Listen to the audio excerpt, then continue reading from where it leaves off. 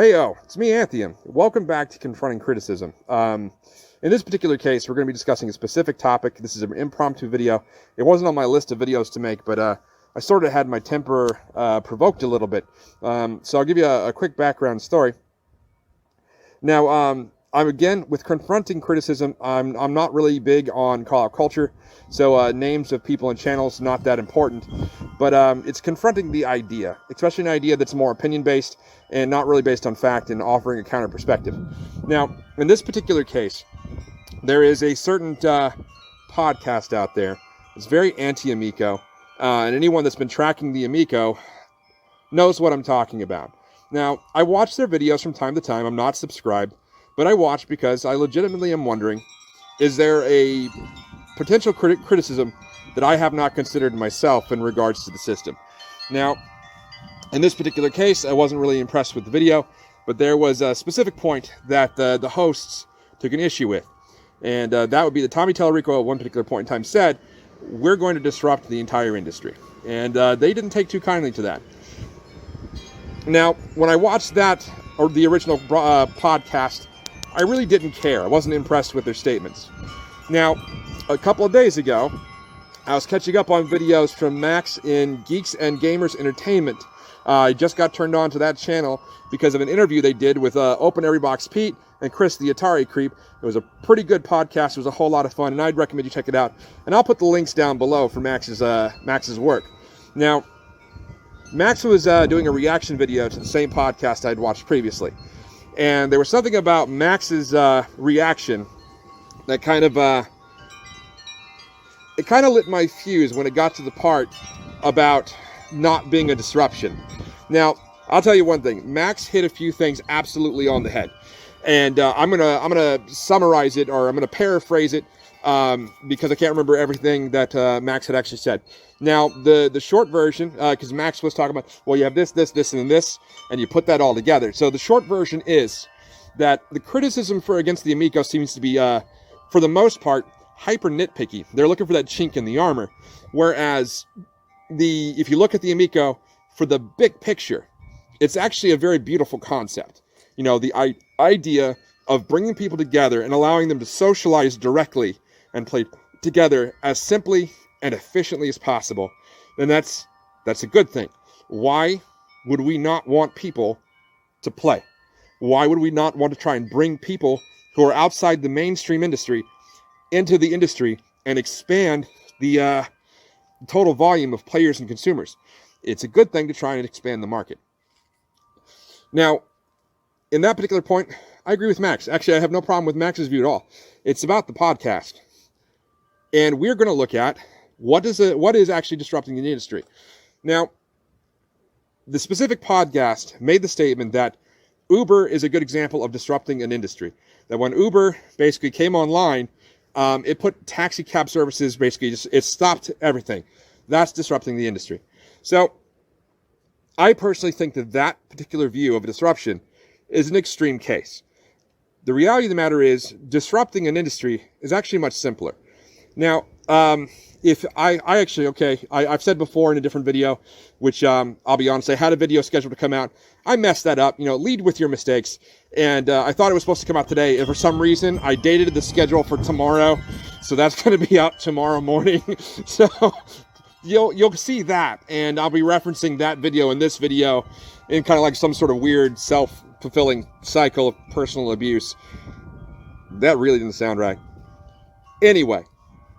All right, so I did some looking around, and of course, I've said before, words matter, especially when you're talking about criticism and you're conveying specific ideas and so forth, right? So the idea of a disruption having to be a complete and total shutdown of an industry is actually a very extreme case. The reality of the matter is, to be a disruption, you have to do nothing more than cause a disturbance or interfere with a process that's currently working. Now, side note, I don't know if you can see this or not, but if you look, it is May. It's 20 to 30 degrees, and I'm sitting outside with snowfall. Dear goodness, what's going on with the weather? All right, so anyway, so from looking at the definition of the disruption and moving on to what is a disturbance, it's really nothing more than causing interference or interrupting a peaceful or normalized state of things. So the question here is, can the Amico be a disruption to the industry? Now let me say this. Yeah, absolutely, this is speculation. The system's not out yet. We don't know how it will truly perform. But I wouldn't speculate in this manner if I didn't think it was actually possible.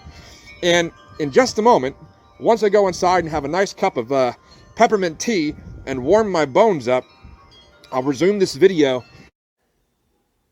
All right, so I'm back with you. The wind really picked up there, so getting inside and warming up was a good call on my part. So we left off with, can the Amico disrupt the industry? Potentially. And that, I do believe, speculation, but I do believe it's possible.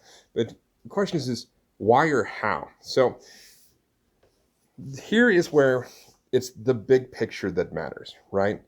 Now, the simple thing to put out there is that we're already seeing a little bit of a disruption as it is. And the reason, what I mean by that, is if you follow what's happening in the manufacturing areas, we already know that electronics are not actually getting out to getting processed the way they normally would. There's a lot of competition to get lines over and manufacturing plants over in China and so forth. We've heard this report a number of times, and this has actually reduced the number of consoles that are going to be available. It's still fogging up, so you're just going to have to enjoy me not having glasses. But so the truth of the matter is as someone who currently works in manufacturing, there's only so much time and space that a plant can do, and when you have a line to handle the making parts and components and tooling, and you reserve that line, that takes away time and space from other people. Now, admittedly, when Tommy Tallarico has talked about this, and that's usually that the bigger companies who have more clout are capitalizing on that strength in the industry and how much money they can bring to bear, and this is causing problems for the little guys. But the point is there's a competition. If there's actually fighting, competition, you already have a disruption to the normal state of things. So that should be self-evident. But let's talk about moving forward. The console goes out. How can a little underdog, a scrappy underdog, as I used to say, the little system that could, can, and will, how is that going to interrupt the industry? Hold on just one moment. I'm getting text messages on my screen. Okay, I'm going to have to share this interruption because if you listen carefully, you can hear the lovely Mrs. Two Tails back there giggling up a storm. Right before I resumed the video, I sent her a picture that someone posted during Star Wars Day of a female Han Solo and a male Leia in slave garb. Of course, their question was if men had to dress this way, how would this have affected children these days? My opinion is I think we'd have more in-shape men. But my wife apparently likes the picture and now wants the poster for the bedroom. I should probably be a little offended, but I need to work out and fix my diet. Let's just be fair about that. Anyway, so moving forward, so how is the Amico, the little system that can, potentially, going to disrupt the industry, especially when the current approach is not to fight in the same lanes as the super hardware? It's very simple. First and foremost, families, let me fix this so I don't have the...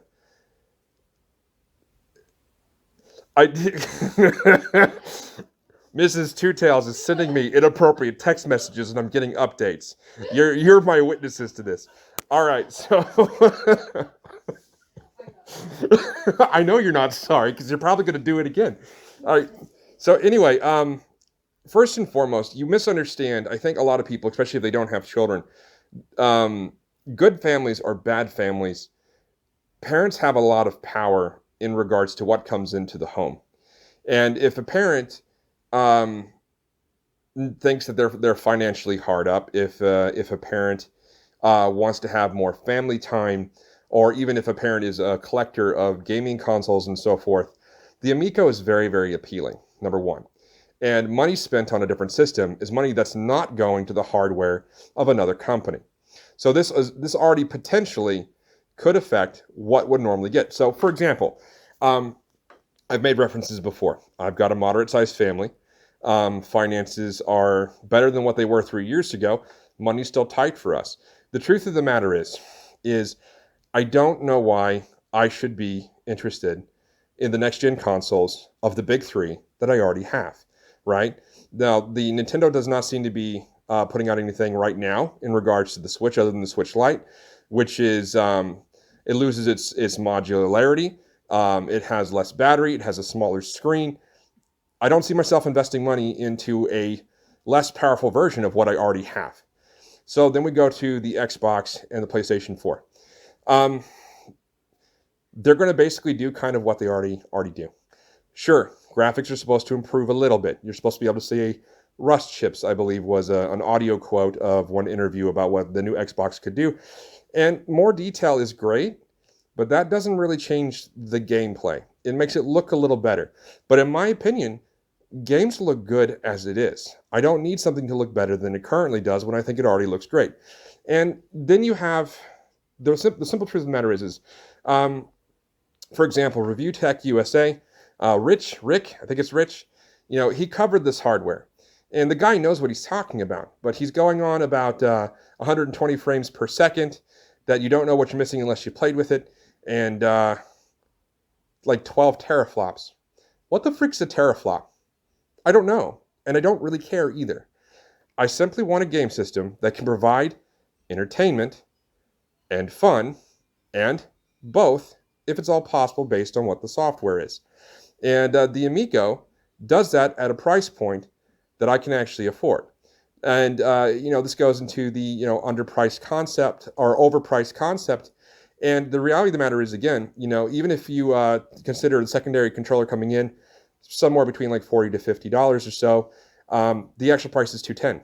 It's still going to be at least half the price of what the next-gen consoles are, and I won't have to buy a second controller. And even if I had to buy a second controller, there's the free app. My whole family can sit down day one with minimum effort and play as a family.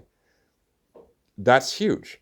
Now, social circles are not really circles. They're kind of ambiguous in my opinion. You have people that you know that are gamers or not gamers. Usually circles kind of stay a little bit close-knit, but absolutely, I know people that are single. I know people that are not single. I know people that do play games, don't play games, and they play this, they play that. And it differs from person to person, but everyone knows kind of like a collection to some extent of different types. And if you have a buddy that's not a family person, or you know someone that plays a certain type of game, and you have the Amico, and they're socializing with you, and that's the system that your family's playing on and so forth, and it's a fun, catchy little game, you've planted a seed there. The what's being missed about the real hidden power and potential of the Amico is that the games are supposed to be extremely easy to pick up. The games are easily shared. And the system comes equipped from the get-go at no price to you for up to 8 people. That is a built-in marketing platform for the system.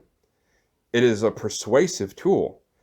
And yes, if you're a hardcore gamer, and you want the next Assassin's Creed, because I've got a collection of those that I haven't beaten yet, and that's where, by all means, you're going to buy that more priced one. But at the same time, when you're at a point where there's no games coming out that you want, or you're dealing with the next AAA title that's buggy as all mess, and you're waiting for the 20th update, and it's a gigabyte worth of memory, and you're waiting for this game to work like it's supposed to, something as simple as the Amico becomes more and more enticing. Especially when you know that you could buy that Amico at half the price of the next gen. All your friends or people that you know are enjoying the system and having a whole lot of fun. You've got a chance to experiment with it, and you're actually having fun with that idea. And for the next price, you could potentially buy, let's say even $10 a game. That's 25 more games. And you're only then hitting that $500 tier, and you still don't have to worry about the extra controllers and so forth. It's not the nuance, right? It's not the nitpicky details. Well, touchscreens existed before. That's not the point. Oh, we used a giant directional pad back like in the 70s. That's not the point. What's the big picture? Will you have a system that is moderately priced, where it's priced to appear to be valuable, but cheaper than competition.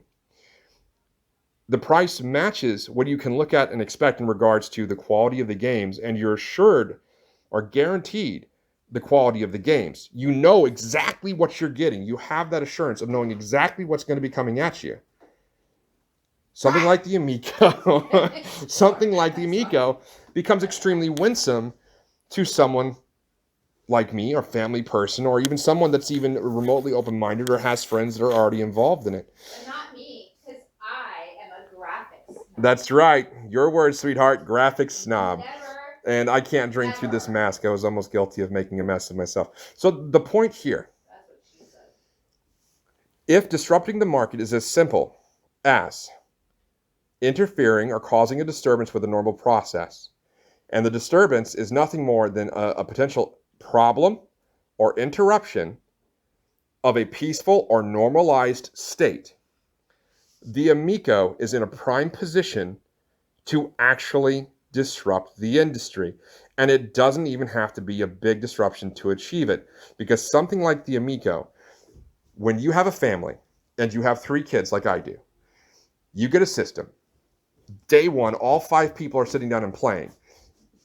And the system comes with the $50 gift card like mine. That's anywhere between 5 games at $10 a pop, or as much as 25 games at $2 a pop, additional on day one. So I could potentially start out with 31 games on day one, with an assurance of the quality of the game from the company. What are my kids going to do? They're going to go to school. Once this is all messed, they're going to talk to their friends. They're going to, send out a text message, whatever have you. And they're going to go, hey, this is what I'm doing with my time. And what happens when kids start talking about things they're interested in? One of 2 things. They come across a kid that goes, well, that's stupid. Or they come across a kid that goes, wow, that sounds really cool. Can I come over and play it? The ripple effect of social. I mean, look at how social media works. Look at how social gaming and MMOs work and so forth. The ripple effect of simple, catchy concepts that have a very shiny package. And like I said, I'm a sucker for shiny objects, and this whole system lights up. It's all integrated.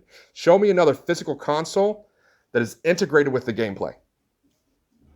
You have the motion controls of the Switch, sure. But the moment that gets out of the handheld and becomes a tabletop or a big screen, those motion controls for the actual console are a moot point. The Amico being able to use lights to communicate with you from the console and the controller, you don't see that somewhere else. You have something that is unique, simple, catchy, and inviting. The potential for disruption is very high. That's what I got to say about that. And here's to the Amico disrupting very, very soon. Oh, be foxy.